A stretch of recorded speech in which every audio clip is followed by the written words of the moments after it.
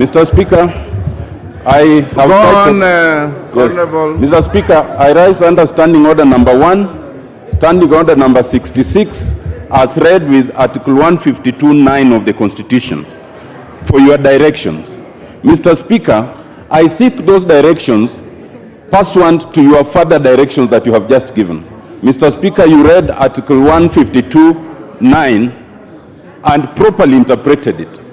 But Mr. Speaker, I'd invite you for a proper and thorough interpretation of 152(9) before the committee tables its report. Insofar as under 152(9), Mr. Speaker, A, it says if the select committee reports that it finds the allegations unsubstantiated, no further proceedings shall be taken. Mr. Speaker, I wish to invite, for the clarity of the House, the interpretation of the word proceedings, so that we would know how we react to the report by the committee. Mr. Speaker, without anticipating your direction, my understanding is that Article 152(9) actually mirrors the process of removal of a judge under Article 67. And the contemplation, therefore, Mr. Speaker, would be that when the committee reports that they have found the allegation substantiated, then we proceed under 152(9)(b).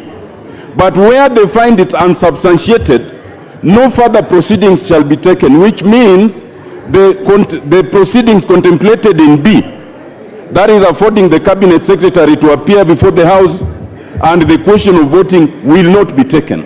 But my understanding, Mr. Speaker, is that that by itself does not prevent the House from discussing or debating the report. What it does is to prevent the House from voting on the report.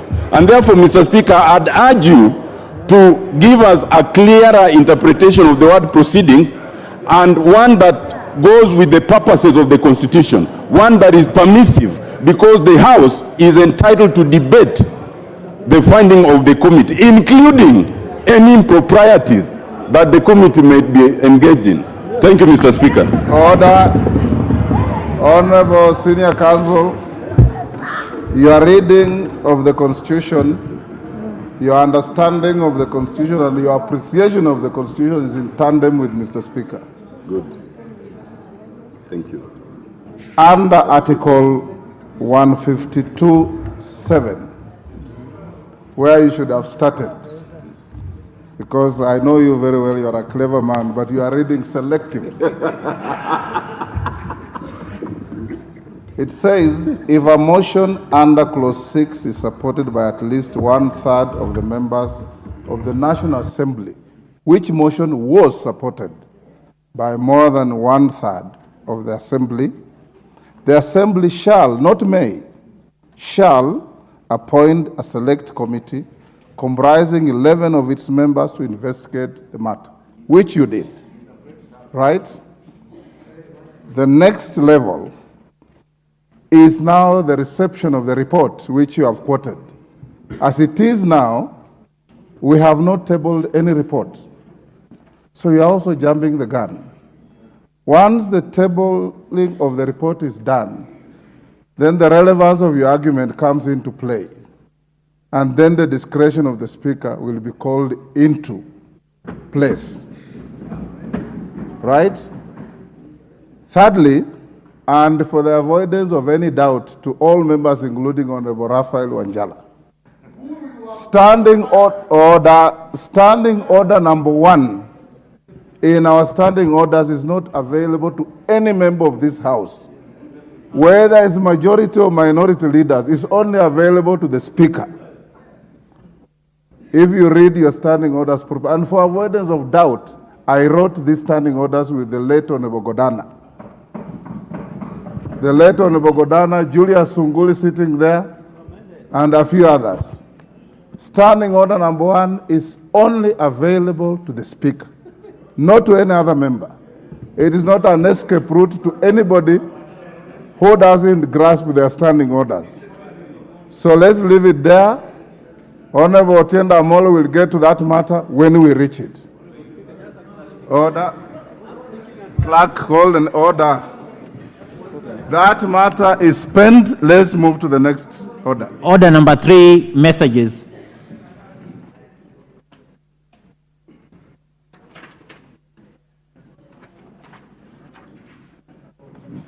Honorable members, Honorable Machele, take the nearest seat. Honorable members, I have a message from the Senate on the passage of 4 bills. Honorable Zamzam, you have breached our standing orders. Take your seat. Honorable members, pursuant to the provisions of Standing Order 41-5, I wish to report to the House that on 2nd May 2024, I received 4 messages from the Senate regarding the passage of 2 Senate bills and 2 National Assembly bills. Order. Is that Honorable Member for Malava and Serisia? Keep your silence. Honorable Member, the first and second messages convey that on Thursday, 25th April 2024, the Senate considered and passed the County Boundaries Bill, Senate Bill number 6 of 2023, and the Sugar Bill, National Assembly Bill number 34 of 2022. The Sugar Bill was passed with amendments. Honorable members, the third and fourth messages convey that on Thursday, 2nd May 2024, the Senate considered and passed the Division of Revenue Bill, National Assembly Bill number 14 of 2024 with amendments, and the County Government's Amendment Bill, Senate Bill number 25 of 2023 without amendments. Honorable members, the County Boundaries Bill, Senate Bill number 6 of 2023, seek to give effect to Article 188 of the Constitution by providing for procedure for alteration of county boundaries. It also proposes to provide for a mechanism for resolution of disputes relating to county boundaries, as well as establishment of an independent county boundaries commission. On the other hand, the County Government's Amendment Bill, Senate Bill number 25 of 2023, seeks to amend the County Governments Act Cap 265 to raise the statutory thresholds for removal of a member of a county executive committee. In conveying the message regarding passage of this particular bill, the Right Honorable Speaker of the Senate has notified that the sponsor, Senator Samson Cherargei, MP, has nominated the member for Marakwet West, the Honorable Timothy Kipchumba Toroitich, MP, to co-sponsor the bill in this House. In this regard, the Honorable Toroitich will henceforth be responsible for marshalling its consideration in the National Assembly. Honorable members, with regard to the Sugar Bill, National Assembly Bill number 34 of 2022, I hereby direct the clerk to circulate the Senate amendments to the bill to all members as required by standing orders. In the meantime, the message from the Senate, together with the schedule of the Senate amendments, shall stand referred to the Departmental Committee on Agriculture and Livestock for consideration.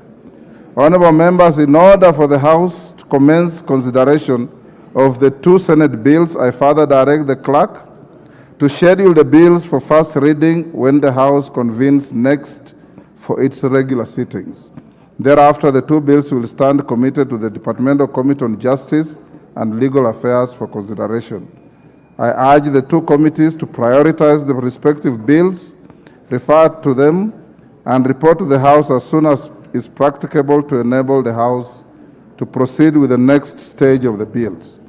Honorable members, with respect to the 2 National Assembly bills, that is the Sugar Bill 2022 and the Division of Revenue Bill 2024, you will recall that the National Assembly passed the 2 bills on 27th September 2023 and 20th March 2024 respectively, following which I refer the bills to the Senate for consideration pursuant to the requirements of Article 110(4) of the Constitution. As part of the bicameral architecture of our legislative process on bills concerning county governments, the House is now required to consider the Senate amendments to the 2 bills. Honorable members, passage of a division of revenue bill ought to be done expeditiously and within the statutory timelines in order to allow the attendant steps in the budget making process.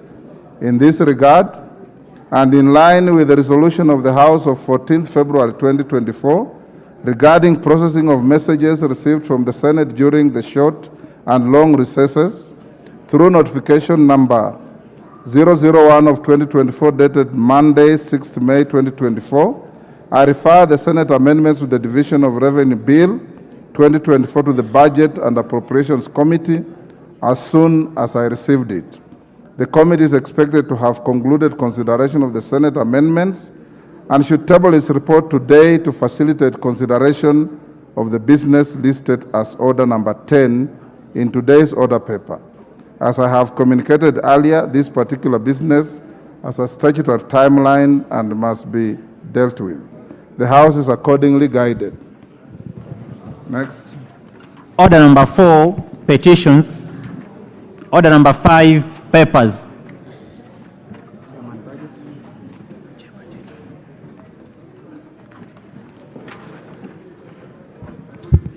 Thank you very much. Chairman, Budget and Appropriations Committee. Thank you very much, Honorable Speaker. Honorable Speaker, I beg to lay the following paper on the table of the House. Today, Monday 13th May 2024, the report of the Budget and Appropriations Committee on its consideration of the Senate amendments to the Division of Revenue Bill, that is National Assembly Bill number 14 of 2024. Thank you very much, Honorable Speaker. Hold the order, honorable members. Honorable members, the next is the tabling of a report by the Select Committee on Investigation into the proposed dismissal of Mythical Linturi as the Cabinet Secretary for Agriculture and Livestock Development. Honorable members, like I did indicate to you earlier, I will recess for 20 minutes. The Deputy Speaker or a member of the panel, Wangari, will take the chair, deal with the items on the other orders so that when the Speaker comes back and the report is tabled, we'll proceed with it without any interruption. You are so directed. Wangari?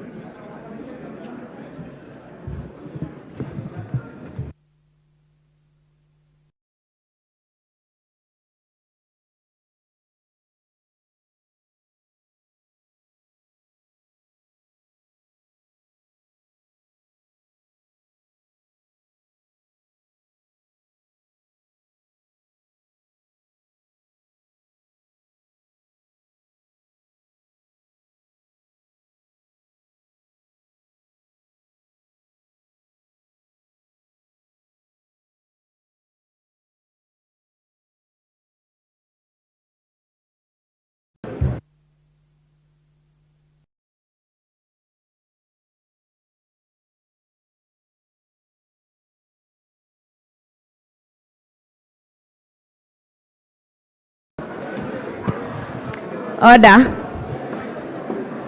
Order, members. We'll continue with the business of the House. Next order. Order number 6, notices of motion.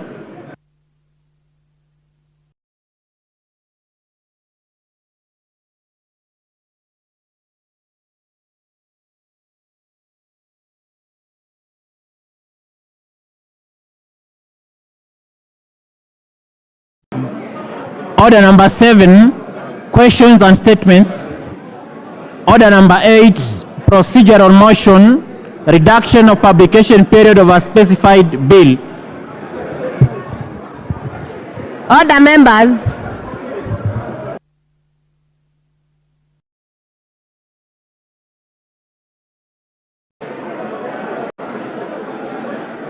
Nipatie mic.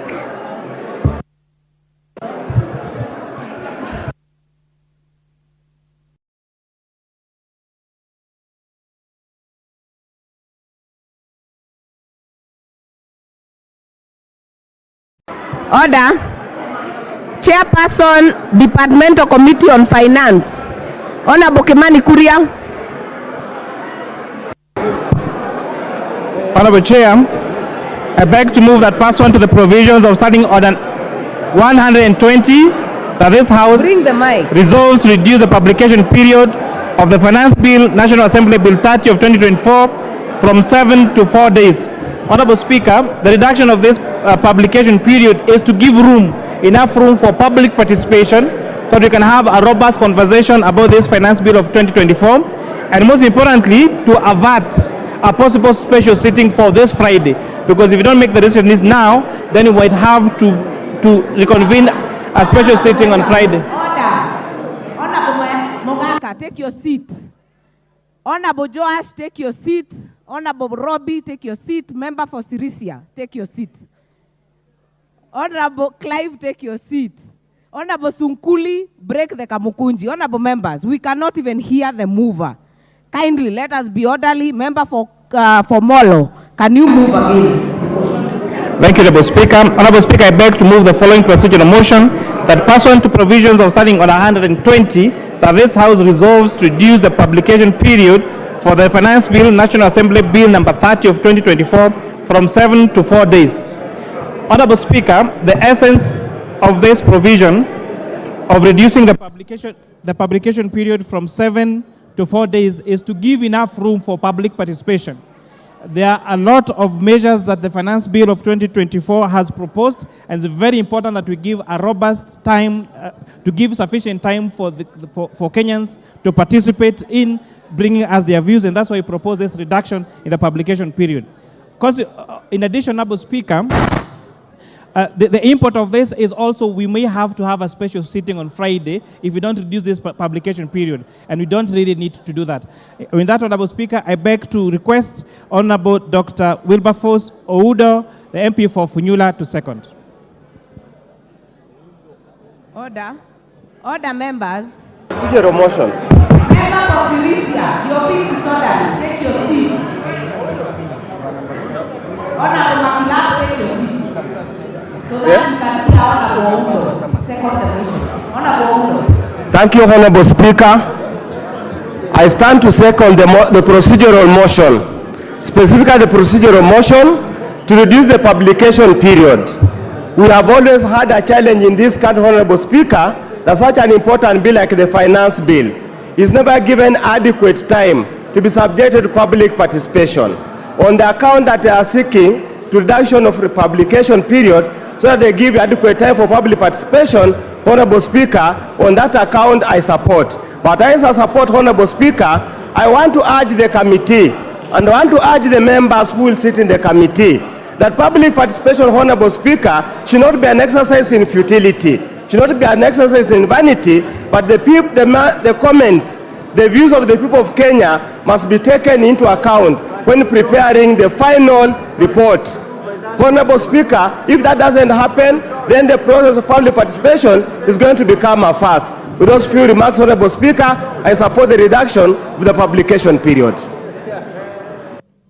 Honorable members.